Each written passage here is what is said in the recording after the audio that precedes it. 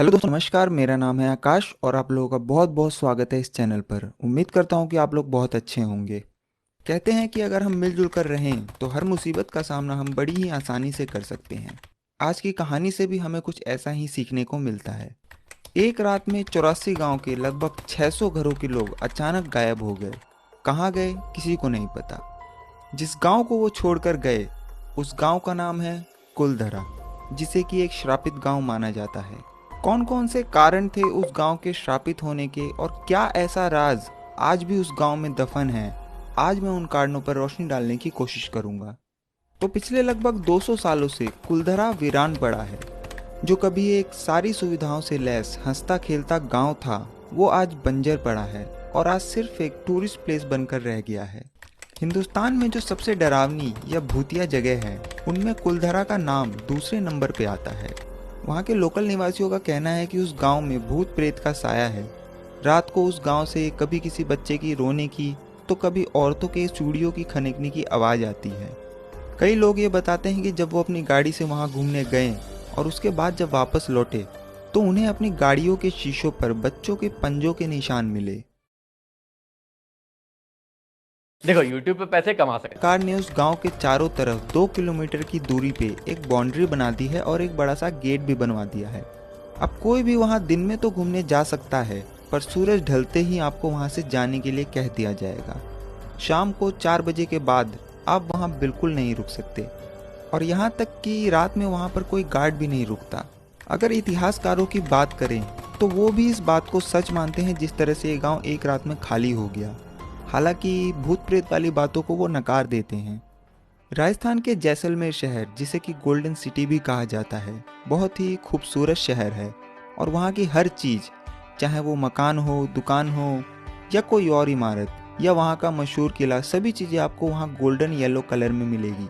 जैसे ही सुबह की पहली किरण जैसलमेर पे पड़ती है, पूरा शहर सोने की तरह चमकने लगता है। इसलिए जैसलमेर को सोने का शहर भी कहा जाता है। जैसलमेर से महज 18 किलोमीटर की दूरी पे ये कुलधरा गांव बसा हुआ है और जैसलमेर से कुलधरा का सफ़र बड़ा ही वीरान सा है। पूरा रोड आपको सुनसान मिलेगा। आपको बड़ी ही मुश्किल से 5-6 किलोमीटर बाद आपकी गाड़ी के अलावा कोई और दूसरी गाड़ी दिखेगी। जब आप वहां पहुंचेंगे तो गेट से एंट्री करते ही आपको कुछ अजीब सा महसूस होगा। ऐसा लगेगा जैसे कि मानो किसी दूसरी दुनिया में आ गए हो और अचानक से तापमान में गिरावट आने लगेगी। अगर आप गर्मियों की दोपहर में भी वहां जाएंगे तो आपको गर्मी का एहसास नहीं होगा। वहां पर घूमने गए लोग बताते हैं कि कई बार उन्हें ऐसा एहसास होता है जैसे किसी ने उनके कंधे पर हाथ रखा हो, पर वहां कोई नहीं होता। ऐसा लगता है मानो कुछ औरतें वहां बैठकर हंसी ठिठोली कर रही हो और लोगों के चहलकदमी की आवाज़ अक्सर वहां आती रहती है। इतिहासकारों और वहाँ के स्थानीय निवासियों का कहना है कि लगभग सन 1291 में जैसलमेर से 18 किलोमीटर दूर कुछ किलोमीटर के एरिया में पालीवाल ब्राह्मणों ने इस कुलधरा गांव को बसाया था और वहाँ पर 84 गांव के 600 घरों के लोग एक साथ मिलजुल कर रहते थे। पालीवाल जाति के लोग बहुत ही होनहार, पढ़े लिखे, रईस और बहुत ही मेहनती थे। इन लोगों का दिमाग बहुत ही तेज था और ये लोग अच्छे वैज्ञानिक भी माने जाते थे। इन लोगों ने उस जमाने में भी बहुत ही नई तकनीकों का इजाद किया था। इन्होंने बहुत ही वैज्ञानिक तरीकों से अपने घर बना रखे थे और काफ़ी घर आज भी वहाँ मौजूद है और ये अभी भी बिल्कुल नए जैसे लगते हैं। गर्मी में 45 डिग्री के तापमान में भी उन घरों के अंदर ठंडी हवाएं आती है और आपको ये महसूस भी होगा अगर आप वहाँ उन घरों में जाएंगे। पालीवाल लोगों का मेन पेशा जानवरों को पालना और खेती करना था। पालीवालों ने एक ऐसी तकनीक इजाद की थी कि बारिश का पानी रेत में गुम नहीं होता था, बल्कि एक खास गहराई पर जाकर जमा हो जाता था, जिसकी वजह से वो थार जैसे वीरान रेगिस्तान में भी फसल उगाने में कामयाब हुए। वो भी कोई मामूली फसल नहीं, बहुत ही उम्दा किस्म की फसलें। उन्होंने वहाँ पर कई बावली और तालाब भी बनाए थे, जिससे वो अच्छी खेती करते थे, जो कि आपको आज भी वहाँ देखने को मिल जाएगा। तो आखिर ऐसा क्या हुआ कि इतना उन्नत और विकसित गांव एक रात में ही वीरान हो गया? दरअसल उसका कारण था जैसलमेर का दीवान सालम सिंह। सालम सिंह एक बहुत ही क्रूर दीवान था और कुलधरा गांव भी उसी के प्रशासन में आता था और उसके क्रूर होने के पीछे भी एक कहानी है। दरअसल जब वो 11 साल का था तब उसी की नज़रों के सामने उसके पिता की गर्दन काट दी गई थी किसी राजद्रोह के आरोप में। उसके पिता भी जैसलमेर के सोनार किले में दीवान थे। उसी घटना ने सालम सिंह को इतना क्रूर और निर्दयी बना दिया। कहते हैं कि उसके बाद से ही वो उस सोनार किले पे कब्जा करना चाहता था और पूरे राज्य को हथियाना चाहता था। उसने सोनार किले से कुछ कदमों की दूरी पर ही अपना भी महल बनवाया और उसने उसकी ऊंचाई सोनार किले से भी ऊंची करवा दी। पर वहां के राजा को यह बात पसंद नहीं आई कि उसके महल से ऊंचा उसके दीवान का महल हो, तो राजा ने सालम सिंह के महल के ऊपर की 2 मंजिलों को तोड़वा दिया। सालम सिंह कद काठी में किसी हैवान से कम नहीं था और उसके कपड़े आज भी वहां मौजूद है। एक बार हमारे मशहूर अभिनेता अमिताभ बच्चन भी वहां घूमने गए और उन्होंने सालम सिंह के कपड़ों के सामने अपनी तस्वीर खिंचवाई, तो वो भी उन कपड़ों के सामने किसी बच्चे जैसे लग रहे थे। सालम सिंह औरतों में भी बहुत बदनाम था। औरतें उसका नाम सुनकर भी कांप जाती थी। कोई भी औरत उसके महल की परछाई से भी होकर नहीं गुजरना चाहती थी। एक बार सालम सिंह कुलधरा गांव का दौरा कर रहा था तो अचानक उसकी नज़र वहां के पुजारी की बेटी पर पड़ी और उसकी नीयत खराब हो गई। उस लड़की को पाने के लिए उसने बहुत कोशिश की और अलग अलग तरह के लगान लगाए ताकि पालीवाल ब्राह्मण उसके सामने झुके और वो अपनी मंशा पूरी कर सके।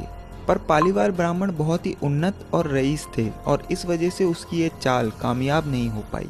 यहाँ तक कि उसने उस लड़की को कई बार उठवाने की कोशिश भी की, पर वो उसमें भी कामयाब नहीं हो पाया।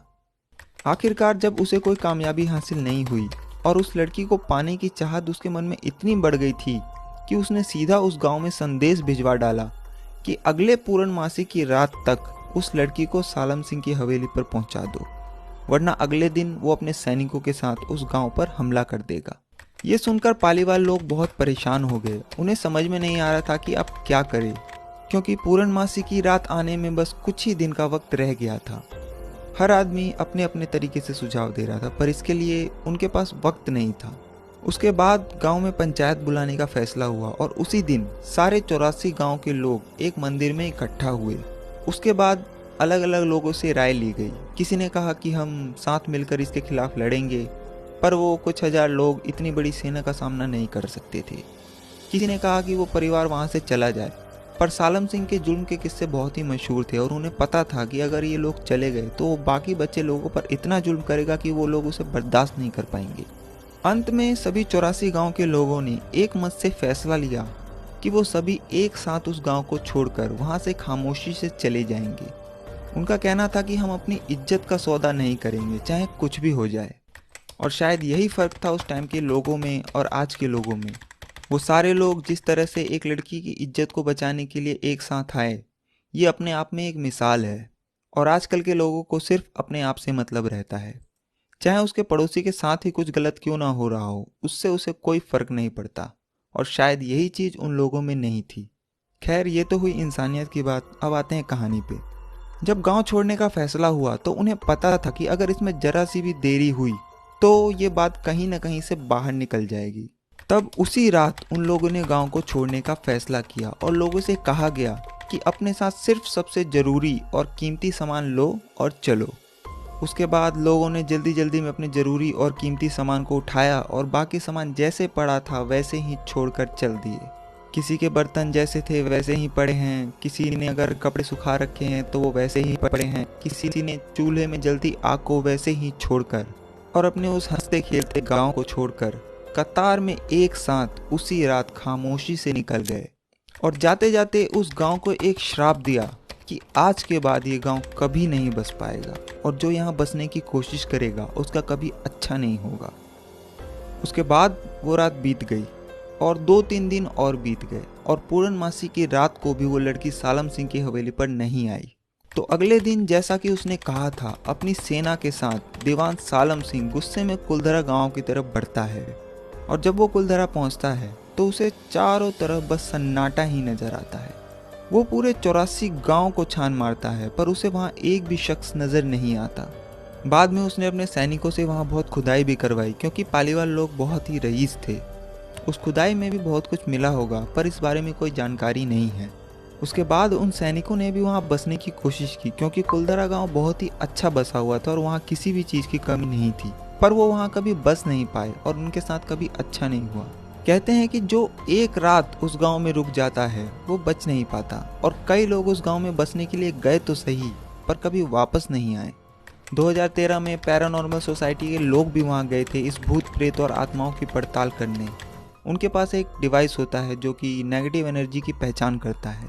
तो उन्होंने भी अपने रिपोर्ट में वहां पर नेगेटिव एनर्जी होने की बात को माना और कुछ तो कैद हुआ था उनके डिवाइस में। उस रात को वो गांव खाली करने के बाद वो लोग कहाँ गए किसी को नहीं पता। इतिहासकार कहते हैं कि वो लोग अलग अलग जगह जाकर बस गए और कभी वापस नहीं लौटे, और तभी से ये गांव एक श्रापित और भूतिया जगह में बदल गया। अगर आप कभी जैसलमेर जाएं तो कुलधरा जरूर घूमने जाएं, आपको खुद ये सब चीज़ें महसूस होंगी। महज 18 किलोमीटर दूर है ये जैसलमेर शहर से, तो वहाँ जाएं और ज़रूर घूमें। आज की कहानी में बस